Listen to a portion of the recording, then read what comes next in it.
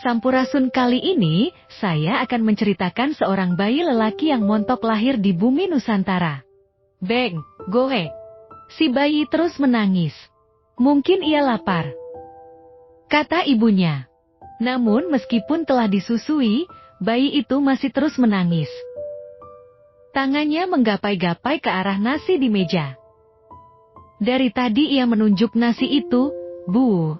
Coba kau berikan sedikit padanya, kata suaminya.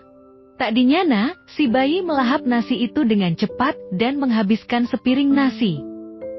Bayi itu tumbuh menjadi pemuda yang berbadan besar dan bertenaga kuat. Orang memanggilnya Kebo Iwa, yang artinya paman kerbau. Ia dinamai seperti itu karena ia makan seperti kerbau. Ia selalu makan dan makan. Lama-kelamaan, kedua orang tuanya yang semakin tua tak sanggup lagi memberinya makan. Itulah sebabnya mereka menemui kepala desa untuk memohon bantuan. Sejak itu, penduduk desa bahu-membahu memberi makan Kebo Iwa. Sebagai balas budi, Kebo Iwa menjaga keamanan desanya. Dengan badannya yang besar, ia tidak kesulitan mengalahkan siapa saja yang hendak mengganggu desanya. Para warga sayang padanya.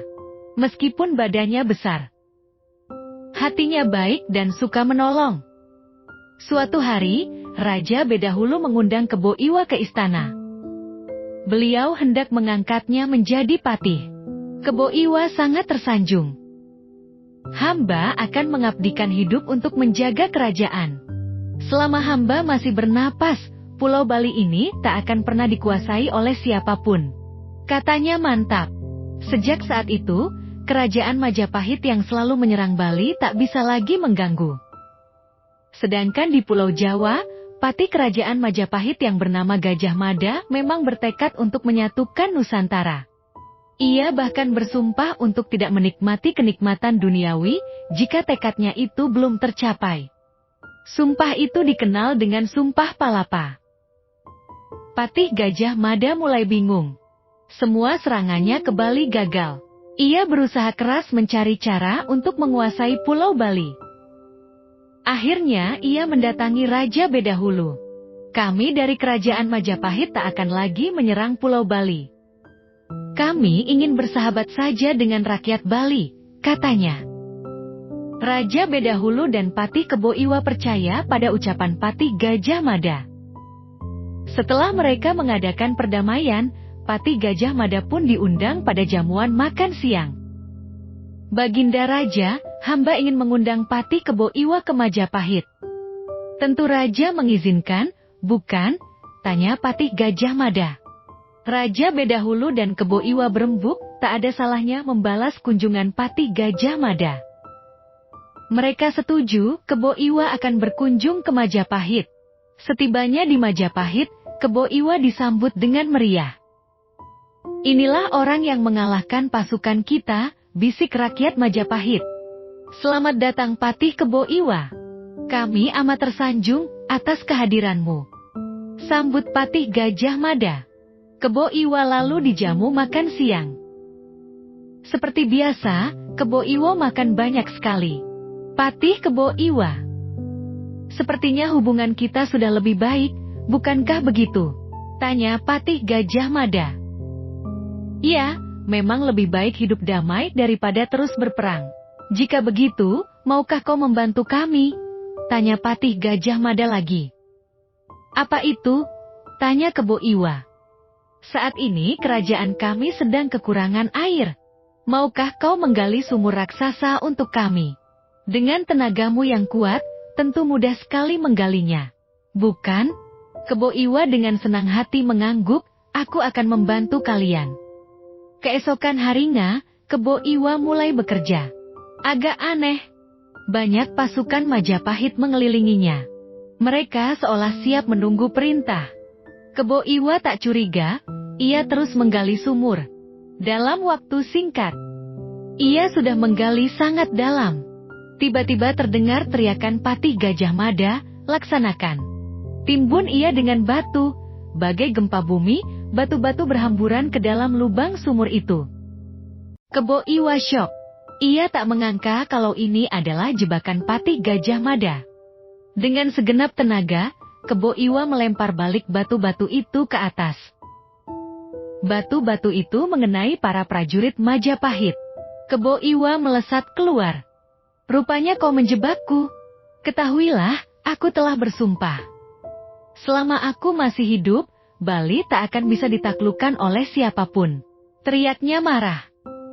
Kebo Iwa terlibat pertarungan sengit melawan Patih Gajah Mada. Mengerahlah Patih Kebo Iwa. Niat kami hanya ingin mempersatukan Nusantara. Teriak Patih Gajah Mada. Kebo Iwa tak peduli. Ia terus menyerang dan menyerang. Ketika keduanya mulai lelah, Patih Gajah Mada berkata, sia-sia saja kita melanjutkan pertempuran ini. Suka atau tidak, suatu saat Bali akan kami kuasai. Niat kami mulia, bukan untuk menjajah atau menyengsarakan rakyat Bali. Kebo Iwa mulai bimbang. Melihat Patih Gajah Mada yang gigih. Ia yakin memang suatu saat Bali akan kalah. Setelah diam beberapa saat, Kebo Iwa berkata, aku tahu tujuanmu. Tapi aku tak mungkin menyerah. Aku tak mau mengkhianati negara dan rajaku. Aku telah bersumpah untuk menjaga Bali seumur hidupku. Jika begitu, aku harus membunuhmu, kata Patih Gajah Mada. Kau tak mungkin membunuhku. Aku memiliki kesaktian yang amat sangat.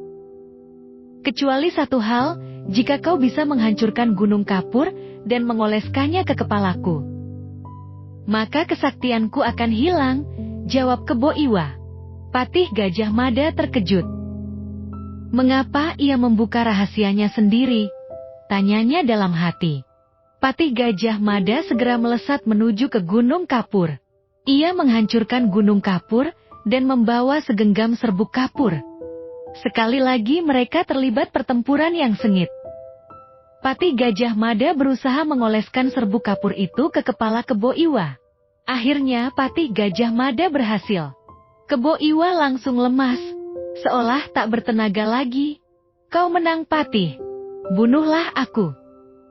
Supaya kau bisa menguasai Bali, kata Kebo Iwa. Patih Gajah Mada ragu, ia tak mungkin membunuh orang yang sudah tak berdaya. Tapi Kebo Iwa terus mendesak, ingat cita-citamu. Kematianku akan membawa kebaikan bagi kita semua. Dengan terpaksa, Patih Gajah Mada menancapkan kerisnya ke tubuh Kebo Iwa. Ia kagum akan jiwa kesatria Kebo Iwa yang rela berkorban demi tujuan yang mulia. Akhirnya, Kebo Iwa mengembuskan napas terakhirnya. Sebelum meninggal, ia sempat berucap, semoga dengan kematianku Nusantara dapat bersatu. Tidak ada lagi peperangan dan perpecahan. Patih Gajah Mada menjawab, aku berjanji akan mewujudkan persatuan Nusantara. Yakinlah kematianmu tidak akan sia-sia. Akhirnya Bali kehilangan putra terbaiknya. Kerajaan Majapahit menaklukkan Bali dengan mudah. Namun, sesuai janji Patih Gajah Mada pada Kebo Iwa, niatnya memang murni untuk menyatukan Nusantara, bukan untuk menjajah atau menyengsarakan rakyat Bali. Dari cerita ini, pesan apa yang teman-teman dapatkan ramaikan di kolom komentar, dan jangan lupa like, komen, dan subscribe ya teman-teman.